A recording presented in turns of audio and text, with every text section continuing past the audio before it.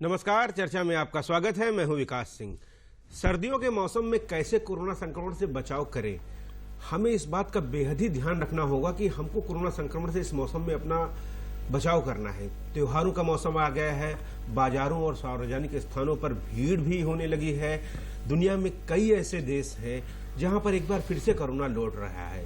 Europe के कई ऐसे देश हैं जहां पर एक बार फिर से लॉकडाउन लगाया गया है। हम लोगों को किस तरीके से अपना बचाव करना होगा, इस महत्वपूर्ण विषय पर आज हम चर्चा करेंगे। और चर्चा में जो हमारे साथ खास मेहमान हैं, हम सबसे पहले उनका आपसे परिचय करा देते हैं। हमारे साथ अभी जुड़े हैं राजू श्रीवास्तव जी, वरिष्ठ पत्रकार लखनऊ से। आपका चर्चा में स्वागत है। हमारे साथ और भी मेहमान जुड़ेंगे चर्चा में, हम उनसे भी आपका ताल्लुक कराएंगे। लेकिन सबसे पहले इस कार्यक्रम को हम चालू करते हैं और राजू जी के पास चलते हैं। राजू जी, जिस तरीके से दुनिया भर के कई वैज्ञानिकों ने एक आशंका जाहिर की है कि सर्दी का मौसम जो आ रहा है, कोरोना रिपीट कर सकता है। और यूरोपियन कंट्री के कई ऐसे देश हैं, फ्रांस, ब्रिटेन समेत पुर्तगाल, वहां पर एक बार फिर से लॉकडाउन की प्रक्रिया चालू की गई है बचाव के चलते। वहां केसेस बढ़ रहे हैं। वहीं हम अगर हिंदुस्तान को देखें, अपने भारत को देखें, तो भारत में दिन ब दिन कोरोना संक्रमण के मामलों में कमी आती जा रही है। लेकिन सर्दी का मौसम दस्तक दे रहा है, त्योहारों का सीजन आ गया है। ऐसे में क्या कुछ विशेष सावधानियां बरतने की जरूरत है हमें? देखिए विकास जी, एक तो सबसे जो महत्वपूर्ण बात है कि चूंकि अगर हम पूरा वर्ल्ड वाइड ट्रेंड देखें, जिस तरीके से ब्रिटेन में, फ्रांस में केसेस फिर से जो है बढ़ने लगे हैं, तो एक जो यहाँ के भी एक्सपर्ट्स हैं, जो इंडिया में भी जो तमाम एक्सपर्ट्स हैं, उनका कहना, क्योंकि इंडिया में एक खास बात है, वैसे तो नंबर ऑफ केसेस लगभग आधे हो गए हैं, 97,000 और 1 लाख के करीब केसेस गए थे। लेकिन अभी फिलहाल 46,000 और 45,000 के करीब का आंकड़ा जो डेली जो केसेस आ रहे हैं, एक्टिव केसेस, उसमें जो महत्वपूर्ण बात जो यहाँ के एक्सपर्ट्स का जिस तरीके से मानना है कि कई स्टेट इंडिया में भी ऐसे हैं जो अपवर्ड ट्रेंड दिखा रहे हैं। तो अगर इंडिया में कई स्टेट ऐसे हैं जो अपवर्ड ट्रेंड दिखा रहे हैं और बहुत सारे स्टेट हैं जो नीचे दिखा रहे हैं ग्राफ अपना, जो नंबर ऑफ केसेस हैं, तो ये तो मान के चलना चाहिए कि हमको पूरी एहतियात बरतनी है। सरकार लगातार जिस तरीके से, चाहे वो उत्तर प्रदेश सरकार हो, योगी सरकार लगातार इस पर बल दे रही है कि हमको जो सबसे जो महत्वपूर्ण चीज है, सोशल डिस्टेंसिंग, सैनिटाइजर, इसका जो इस्तेमाल है बहुत देखभाल के करना है और हमेशा करते रहना है, अपने हाथ को साथ रखना है। तो सबसे जो महत्वपूर्ण इसका उपाय है, क्योंकि अभी कोई क्योर नहीं है, कोई वैक्सीन नहीं है, ऐसे में सबसे जो महत्वपूर्ण उपाय है वो अपनी सावधानी खुद की है। बहुत जरूरत हो तो बाहर निकले, बहुत जरूरत अगर है, आपको निकलना पड़ रहा है, तो मास्क जरूर रहे। क्योंकि अक्सर ऐसा होता है कि जैसे 4 लोग अपने जानने वाले हैं कि अरे यार, ये तो हमारे साथ रोज मिलने वाले लोग हैं, और इनके मास्क उतार दिया जाता है। तो ये जो लापरवाहियां हैं कहीं ना कहीं घातक सिद्ध होती है। दूसरी जो बात है, चूंकि अब सर्दियों का सीजन आ रहा है, सर्दियों में आपने देखा होगा जिस तरीके से दिल्ली में या लखनऊ में भी जो स्मॉग है, मतलब 270 लखनऊ में भी रिकॉर्ड हुआ था। एक बड़ी बात का जिक्र किया कि इस समय जिस तरह सर्दियों के मौसम की शुरुआत हो गई है और लखनऊ में जो वायु प्रदूषण का स्तर है वो खतरनाक होता जा रहा है। दिन ब दिन हवा यहाँ की दिल्ली से ज्यादा जहरीली है यहाँ पर। तो ऐसे में भी जो है कह रहे हैं सावधानियां बरतने की जरूरत है। और सरकार ने कुछ उपाय भी त्वरित कदम उठाए हैं, जैसे कि अगर निर्माण में कार्यों में धूल उड़ती है तो उस पर कुछ जुर्माने का भी प्रावधान है। ये क्या पूरा सरकार ने क्या कार्रवाई इसके ऊपर की है, क्या दिशा निर्देश जारी किए? देखिए, सरकार ने जिस तरीके से अभी जैसे आज की ही गाइडलाइन ले लीजिए, आज जिस तरीके से गाइडलाइन मुख्यमंत्री योगी आदित्यनाथ ने जो टीम 11 की जो बैठक की थी, उसमें साफ तरीके से ये निर्देशित किया है अधिकारियों को कि चूंकि त्योहार का समय है, इस वक्त लोग खरीदारी करने निकल रहे हैं, पहले तो ये इंश्योर करें कि हर दुकान पे सैनिटाइजर हो, उसके साथ दुकानदार से लेकर के ग्राहक तक दोनों जो है मास्क पहने हो, हमेशा मास्क पहने हो, जो एक बहुत जरूरी कदम है। चूंकि जब तक वैक्सीन नहीं है तब तक हमको इस पर पूरी तरीके से बल देना और अपनी सुरक्षा के लिए ये बहुत जरूरी है, साथ में कहीं हम कैरियर ना साबित हो। इसीलिए इसके साथ साथ अगर आप देखें तो सरकार ने जो एंटीजन टेस्ट है वो तमाम वेंडर्स को किया जाए।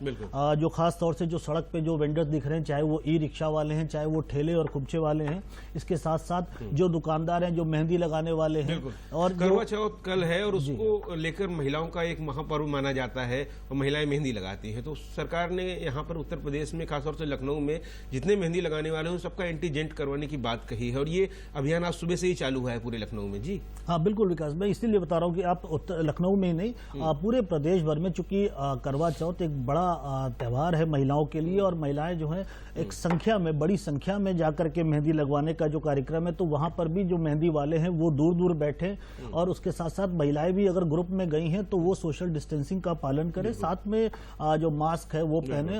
मतलब पूरी सावधानी जो सरकार की तरफ से जितने भी निर्देश हैं वो अवेयरनेस के जो निर्देश हैं उसको फॉलो करें। उसके साथ साथ अपनी सावधानी, बच्चों को कम से कम बाहर ले जाएं, क्योंकि मौसम भी ऐसा हो गया, साथ में त्योहारों का समय है। तो ये अभी फिलहाल जब तक वैक्सीन नहीं आती है, वैक्सीन के भी जिस तरीके से अच्छे संकेत हैं कि भारत में भी जो है 3-4 ऐसी जो कंपनियां हैं जिनकी वैक्सीन जो है 3rd स्टेज में आ गई है। तो ये कुछ महीनों की बात है, कुछ महीनों का हमको संयम और बरतना है। हमने एक लंबा समय भारत ने जो है, भारत ने ही दिखाया, चूंकि इतनी बड़ी आबादी है भारत की 135 करोड़ की, अगर आप यूरोपियन कंट्रीज में मुकाबला करें तो उसके मुकाबले में 135 करोड़ की आबादी, जिस तरीके से हमने अवेयरनेस जो सरकार ने की थी और उसके निर्देशों का पालन करके जो संख्या है वो बहुत कम रखी। आज की तारीख में 91.3 का रिकवरी रेट भारत जैसे देश में जहां पर इतनी बड़ी आबादी है, ये अपने आप में एक उत्साहित करने वाले संकेत हैं। तो हमको थोड़ी सी सावधानी और बना के राजू जी रखा बराबर। और हम अपने देश की अगर बात करते हैं तो सबसे जनसंख्या वाला राज्य अपना उत्तर प्रदेश है, जहां हम रहते हैं। यहाँ का भी रिकवरी रेट बहुत ही अच्छा है, 92% से ज्यादा रिकवरी रेट है। और जो लखनऊ की हम अगर अपनी बात करते हैं, जो संख्या 1100 तक जाती थी वो तकरीबन 200 तक सिमट गई है। और प्रदेश में जिस तरीके से 11,000 तक जाती थी, अब 2000 के नीचे 1700 से 1800 के बीच में प्रतिदिन संक्रमण के आंकड़े रह गए हैं। लेकिन हम लोगों को अभी सचेत रहने की जरूरत है, क्योंकि जिस तरीके से जो वैज्ञानिकों ने आशंका जाहिर की है, पश्चिम के देशों में जिस तरीके से एक बार फिर से कोरोना संक्रमण के मामले बढ़े हैं, क्या अपने यहाँ की जलवायु को अगर देखते हैं तो यहाँ भी आशंका जाहिर की जा सकती है? विकास देखिए, बिल्कुल जिस तरीके का चूंकि एक नया वायरस है और जितनी भी स्टडी हुई है, अभी भी कोई भी कंक्लूसिव स्टडी इस वायरस को लेकर के नहीं हो पाई है। पूरे दुनिया भर के जो वैज्ञानिक है लगे हैं। हम उत्तर प्रदेश की बात करें, उत्तर प्रदेश के मुख्यमंत्री योगी आदित्यनाथ ने अपने नेतृत्व में जिस तरीके से कोरोना वायरस के लिए जो रोकथाम है उसका मैनेजमेंट को लेकर के लगातार वो सजग है, और डेली जिस तरीके से टीम 11 की बैठक करके जो वरिष्ठ अधिकारी हैं, जो जिम्मेदार अधिकारी हैं, उनको नियमित रूप से निर्देशित करते रहना और उसके साथ साथ उसका फिर फॉलो अप करना, इसका ये बहुत बड़ा कहीं उसका जो प्रतिफल है जो आज आपको देखने को मिल रहा है कि 1700 और 1800 केसेस लखनऊ में थे, अब 200 और 250 की संख्या आ गई। इसी तरीके से उत्तर प्रदेश में भी देखें तो टोटल अब 1700 केसेस और 1500 केसेस डेली आ रहे हैं, जबकि ये संख्या 10,000 तक की थी, 10,000 और 11,000 के केसेस होते थे। तो कहीं ना कहीं सरकार की तरफ से जो सावधानियां बरतनी चाहिए, जो अधिकारियों को निर्देशित करने की बात है, मुख्यमंत्री की जो मंशा है उसमें कहीं कोई कमी नहीं है और अधिकारियों को लगातार वो फॉलो अप कर रहे हैं। अब अधिकारियों ने जो ग्रास रूट पे जाकर के डाउन द लाइन जो फॉलो अप करने हैं वो करने हैं। उसके साथ साथ जो बड़ी जिम्मेदारी है, हमें लगता है कि हम नागरिकों की सबसे ज्यादा जिम्मेदारी है, क्योंकि ये एक ऐसा वायरस है जिसके बारे में अभी कुछ नहीं पता है, जब तक कि खास तौर से वैक्सीन नहीं आ जाती है। तो ऐसे में वैक्सीन ना आए तब तक जितनी सावधानी हम बरत सकते हैं अपनी सुरक्षा के लिए, लोगों की सुरक्षा के लिए, चूंकि त्योहार का समय है, भीड़ है अब मार्केट में, बिल्कुल मार्केट में भीड़ है, 30 त्योहार आ रहे हैं, दीपावली आने वाली है, उसके बाद छठ का पर्व आएगा। और ऐसे में एक जो जन समुदाय है, एक सामूहिक रूप से ऐसे त्योहारों का आयोजन किया जाता था। ऐसे में हम लोगों ने पूरा कोरोना संक्रमण काल का जब फरवरी से लेकर अब तक अगर हम देखते हैं राजू जी, तो उस समय जब लॉकडाउन घोषित हुआ था, उस तब से लेकर अनलॉक अब तक, अब जबकि सब कुछ खुल गए हैं, अब स्कूल भी खुल गए हैं, औद्योगिक इकाइयां भी खुल गई हैं, आर्थिक गतिविधियां भी तेजी से चालू हैं, क्योंकि जीवन जीने के लिए ये सब बहुत जरूरी है। लेकिन अब उस समय के और इस समय के अंतर में आप क्या देखते हैं? लोग बहुत दिन घरों के अंदर रहे, सावधानी बरती, क्या लगता है वो धैर्य कहीं कुछ कम हो रहा है मार्केट में? अगर आप जाते हैं देखते हैं, क्योंकि कहीं ना कहीं कुछ लापरवाही लोगों में दिखती है, कि मास्क नहीं लगाना, समय पर जो है कह रहे हैं सोशल डिस्टेंसिंग नहीं बनाना, ये सब चीजें कहीं ना कहीं कुछ लोगों का धैर्य टूट रहा है। देखिए विकास जी, धैर्य टूटने के साथ साथ अगर चूंकि जिस तरीके से आपने बात की, जो अर्थव्यवस्था की बात करें, क्योंकि भारत एक बहुत बड़ा देश है और उत्तर प्रदेश सबसे बड़ा राज्य है, बल्कि 7वां देश है पूरे अगर विश्व में बात करें, तो ऐसे प्रदेश को चलाने के लिए, अर्थव्यवस्था को चलाने के लिए सब चीज़ों का जो चलायमान होना बहुत आवश्यक है। इसलिए सरकारों की अपनी एक व्यवस्था थी और उन्होंने चलाया और बखूबी चलाना शुरू किया, और शायद इसीलिए अर्थव्यवस्था अब जो है वो पटरी पे आती हुई दिखाई दे रही है। लेकिन जहां धैर्य की अगर हम बात करें तो चूंकि लोगों में एक लंबा समय रहा, घर के अंदर रहे, कैद रहे, उसके साथ साथ बहुत से घरों, खासतौर से मिडिल क्लास और लोअर मिडिल क्लास की अगर हम बात करें तो मिडिल क्लास और लोअर मिडिल क्लास को अपना जो अपना रोज जो उनका यापन था वो बाधित हुआ। तो अब लॉकडाउन जब खुला है तो कोशिश यही है कि घर चल सके, लोग कमाई कर सकें, तो उसमें थोड़ी सी लापरवाही जरूर हो रही है। लेकिन जिस तरीके से हमने संयम बरता है, एक लंबा समय है, 6-8 महीने का जो संयम बरता है, 2-4 महीने की बात और लगती है। ऐसा लगता है जिस तरीके से सरकारों के जो एक संदेश जिस तरीके का आ रहा है, जो हिंट आती है कि अब वैक्सीन का जो स्टेज है वो 3rd स्टेज पर है, और भी अंतर्राष्ट्रीय बाजार में भी तमाम जो कंपनियां हैं, जो तमाम यूनिवर्सिटीज है, वहां पे जो वैक्सीन बन रही है, तो वो सारी स्टेज अब लगभग फाइनल स्टेज पे है। तो ये एक आखिरी समय है जब आपको संयम बरतना है। और हमें लगता है CSIR ने एक उम्मीद भी जाहिर की है, उनके वरिष्ठ वैज्ञानिक ने उम्मीद जाहिर की है कि उनकी दवा भी आखिरी स्टेज में ही है और जल्द ही दवा आ सकती है। हो सकता है दवा वैक्सीन से पहले ही आ जाए। हमारे साथ इस बीच चर्चा में डॉक्टर वेद प्रकाश जी KGMU से जुड़ गए हैं। वेद प्रकाश जी, आपका चर्चा में स्वागत है। वेद प्रकाश जी, जैसा कि हम लोग चर्चा कर रहे हैं कि सर्दियों का मौसम शुरू हो गया है, क्या कोरोना की जो दुनिया भर के वैज्ञानिकों ने एक आशंका जाहिर की है कि दोबारा रिपीट फिर से कर सकता है? अगर रिपीट करता है तो वो किस तरीके की स्थिति होगी? अब तक की स्थिति हम लोगों ने देखी, हम लोगों का बहुत ही अच्छा कार्य रहा, हमारा रिकवरी रेट बहुत अच्छा है। अब दिन ब दिन जिस तरीके से केस आ रहे हैं वो कम होते जा रहे हैं, लगातार कई हफ्तों से कम होते जा रहे हैं, लेकिन वो स्थिति और इस स्थिति की तुलना आप कैसे करते हैं?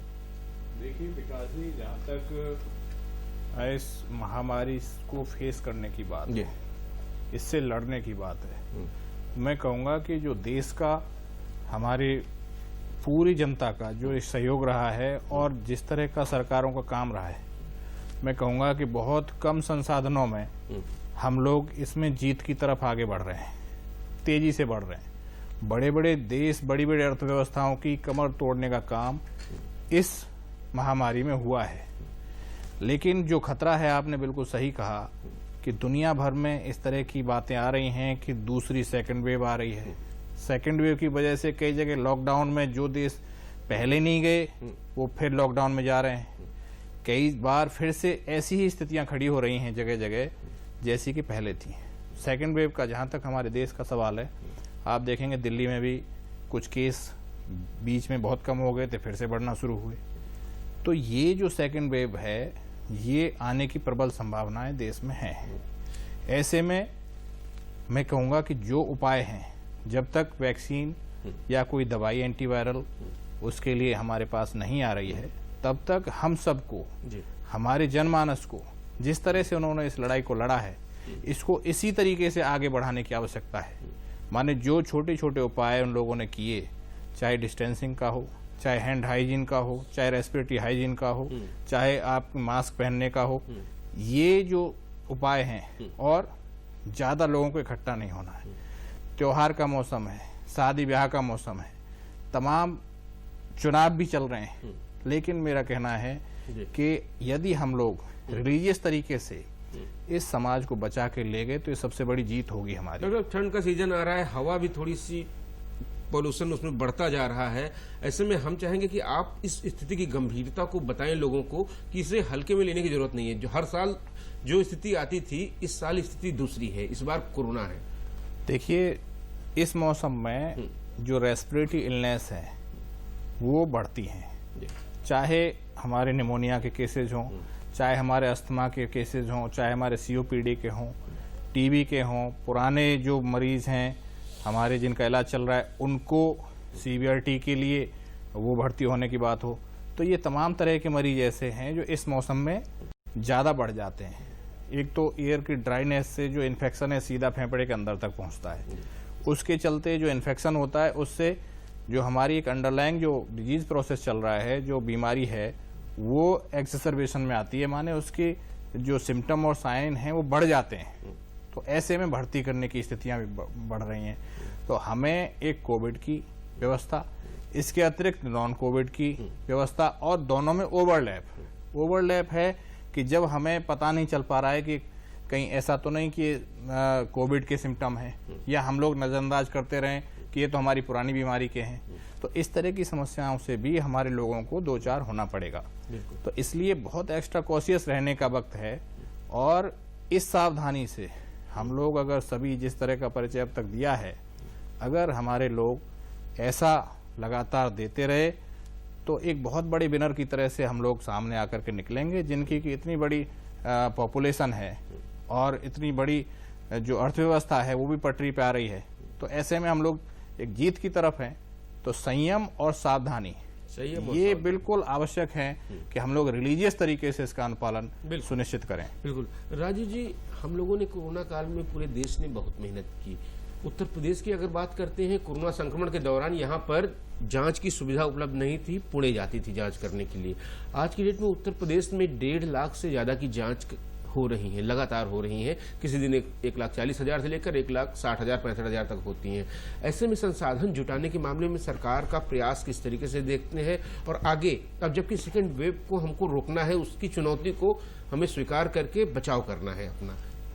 देखिए विकास जी, जब से कोरोना का ये महामारी का दौर आया तब से एक जो उत्तर प्रदेश जैसा प्रदेश, इतना बड़ा प्रदेश जहाँ पर अगर हम स्वास्थ्य की व्यवस्था की बात करें, जो स्वास्थ्य व्यवस्था चाहे वो लखनऊ हो या किसी भी जिले की बात हो, तो स्वास्थ्य व्यवस्थाएं कभी भी अप टू द मार्क नहीं रही थी। एक लंबे समय से इसकी कवायद चलती थी, नेताओं में तमाम सारी चीजें होती थी, अधिकारी इस पर फोकस करते थे, नहीं होती थी। लेकिन जिस तरीके से मुख्यमंत्री योगी आदित्यनाथ ने लगातार फोकस करके जो टेस्टिंग पर बल दिया, टेस्टिंग के साथ साथ जो एंटीजन किट्स हैं वो कितनी जल्दी आ सकते हैं। आपको याद होगा कि उन्होंने अपना स्टेट प्लेन भेजा था कि वो कितनी जल्दी टेस्टिंग की किट आ जाए, एंटीजन की जो किट है वो आ जाए।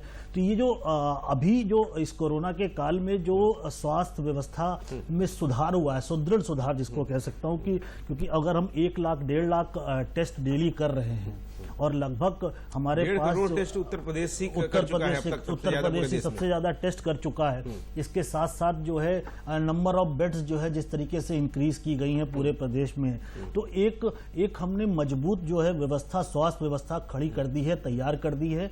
और हमें नहीं लगता है कि अब उत्तर प्रदेश में अगर हम संयम बरतें, जैसे डॉक्टर साहब बता रहे हैं कि हम संयम बरतें और सावधानी बरतते हैं, तो हमको उस तरीके की खासतौर से स्वास्थ्य के अगर हम पैरामीटर्स पे बात करें, कोई परेशानी आनी चाहिए। ये बिल्कुल सही है कि मौसम जिस तरीके से बदल रहा है, ठंड हो रही है, तो नॉन कोविड पेशेंट्स जो है वो भी इंक्रीज होंगे।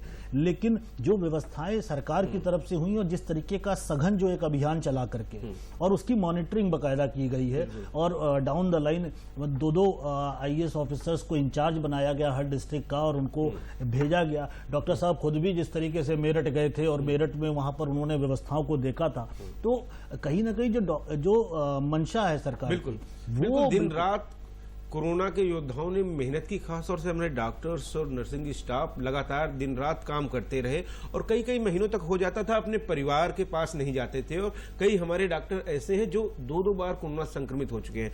डॉक्टर साहब, किस तरीके से देखते हैं अब आप लोगों के समक्ष क्या चुनौतियां हैं? ठंडी आ रही है, मरीजों की संख्या बढ़ेगी, रूटीन मरीजों की संख्या बढ़ेगी, हार्ट के मरीजों की संख्या बढ़ेगी, आपके सांस के मरीजों की संख्या बढ़ेगी।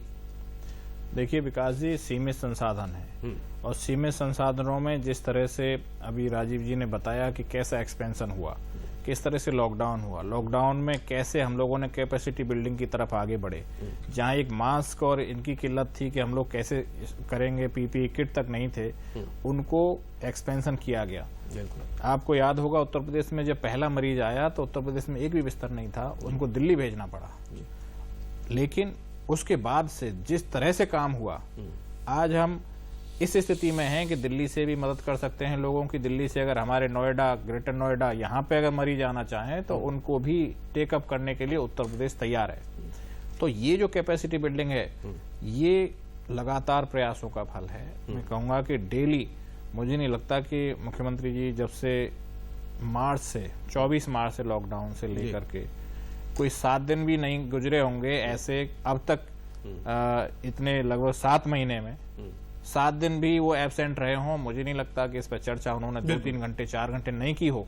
तो ये एक जो गंभीरता है जिस तरह से सरकार ने लिया और जिस तरह से हमारे जो प्रशासन है और डॉक्टर्स, पैरामेडिकल, ये मैं कहूँगा कि इन लोगों ने एक ऐसे वक्त पे ये लोग सामने आकर के जिस तरह से इन्होंने काम किया, तो मुझे लगता है कि ये एक बहुत अपेक्षित था। डॉक्टर साहब, जो मरीज आ रहे हैं, आप लगातार इस पर निगरानी रखे हुए हैं, इस पर रिसर्च आप लोगों की जारी है।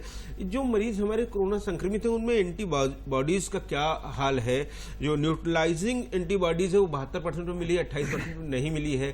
क्या वो व्यक्ति दोबारा संक्रमित होने की उसकी संभावनाएं फिर से वैसे ही हो जाएंगी? आमतौर पर माना जाता था कि एक बार संक्रमण हो गया है तो एंटीबॉडीज बन गई हैं आपकी, तो आगे के लिए अब आप नहीं होगा आपको कोरोना। तो उन लोगों को क्या एंटीबॉडीज का क्या ये रिसर्च कह रहा है आप लोगों का? देखिए विकास जी, इसमें मैं दो बात कहूंगा। एक तो ये कि ये जो वायरसेस हैं इस फैमिली के, जो रेस्पिरेटरी आरएनए वायरसेस हैं, जो ये कोरोना वायरस है, ये वायरसेस हाईली म्यूटेटिंग वायरसेस हैं। माने ये अपना स्वरूप बदलते हैं बहुत तेजी से।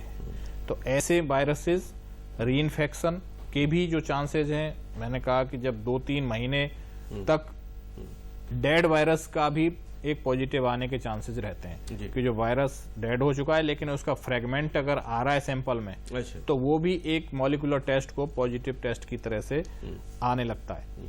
तीसरी बात, कुछ रीइंफेक्शन की बात, ऐसे मामले विदेशों में भी देखने को मिले हैं, हमारे देश में भी सामने कुछ मरीज इस तरह के आ रहे हैं। खासकर जो माइल्ड कैटेगरी के मरीज पहले रहे हैं, जिनमें बहुत सारी एंटीबॉडी नहीं बनी है, उनकी एंटीबॉडीज कम बनी है एक तो। दूसरा, ऐसा भी देखने को आ रहा है कि 3-4 महीने में उसका जो स्तर है एंटीबॉडीज का वो और कम हुआ है। तो ऐसे में ये कह देना और हम लोग कि भाई पूरी तरह से हम लोग ठीक हो गए या पूरी तरह से अब हम लोगों को कोई खतरा नहीं है जिन्हें एक बार हो गया, ये मैं पूरी तरह से नहीं कह सकता हूं इन दो वजहों से। इसलिए हम सबको इसको एक जिंदगी का हिस्सा बनाना होगा। बिल्कुल। जो छोटी छोटी हमारी जो बातें हैं, चाहे 2 गज की दूरी, मास्क है जरूरी, इसको तो हमें बिल्कुल गांठ बांध लेना है। एक एडवाइजरी जारी की है जी कि आइवरमेक्टिन टैबलेट खाने की, क्या ये मौसम आ रहा है, लोगों को सर्दी जुकाम है तो नॉर्मली वो उसका प्रयोग कर सकते हैं, ऐसी एडवाइजरी भी जारी की गई थी।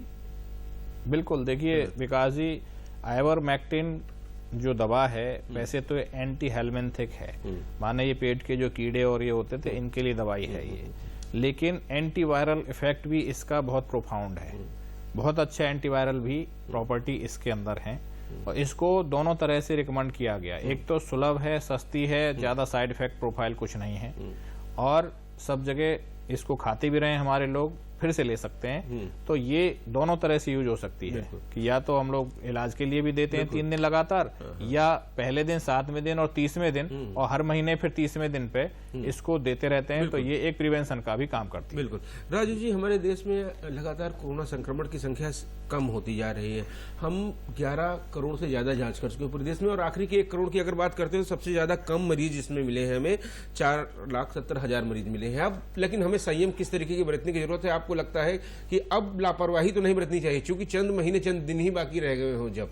देखिए बिल्कुल, क्रिकेट मैच की भाषा में समझाऊं बहुत आसानी से, जिस तरीके से आखिरी के जो 10 ओवर होते हैं उसमें कभी कभी ऐसा होता है कि पूरी एक लंबी पार्टनरशिप चलती है और आखिरी के 10 ओवर में टीम लड़खड़ा जाती है। तो वो स्थिति कम से कम भारत में ना है, क्योंकि एक बहुत अच्छा प्रयास, चाहे वो डॉक्टरों का हो, चाहे वो सरकारों का हो, चाहे वो नागरिकों का हो, वो एक अच्छा प्रयास था। सभी का एकजुट होकर के जो प्रयास था, उसी का नतीजा है कि इतना ज्यादा रिकवरी रेट भारत जैसे देश में, जहां पर 135 करोड़ की आबादी है, 92%, 91% का रिकवरी रेट है। उसके साथ साथ आप देखेंगे 97,000 जो केसेस डेली मिल रहे थे, वो अब 46,000 और 45,000 पे आकर हैं। मात्र 5 लाख के करीब, 5,70,000 के करीब जो है अब एक्टिव केसेस बचे हैं। यानी जो एक बड़ी संख्या की जो एक्टिव केसेस और जो ठीक होने वालों की संख्या ज्यादा है, ज्यादा हो गई है। तो 81 लाख के करीब केसेस थे, जिसमें से अब मात्र 5,70,000 के करीब केसेस बचे हैं। तो ये बड़ी सुखद स्थिति है। अगर हम देखें जो हमने जिस तरीके से संयम बरता है, भारत वैसे भी संयम के लिए जाना जाता है। यहाँ के लोग धीरवान और तमाम चीजें जो हमको संस्कृति में हमें मिली है, वो सारी कहीं ना कहीं परिलक्षित हो रही है इस देश में। इस वक्त हमारा जो प्रयास है उसमें कहीं ना कहीं दिख रही है। तो बिल्कुल ये बेहद ही महत्वपूर्ण चीजें हैं जिनका हम लोगों को ध्यान रखना होगा। इस महत्वपूर्ण चर्चा में हमारे खास मेहमानों ने भाग लिया, इसलिए उनका बहुत बहुत आभार।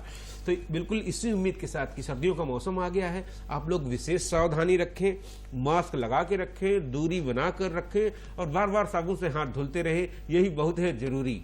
आज के कार्यक्रम में बस इतना ही। नमस्कार।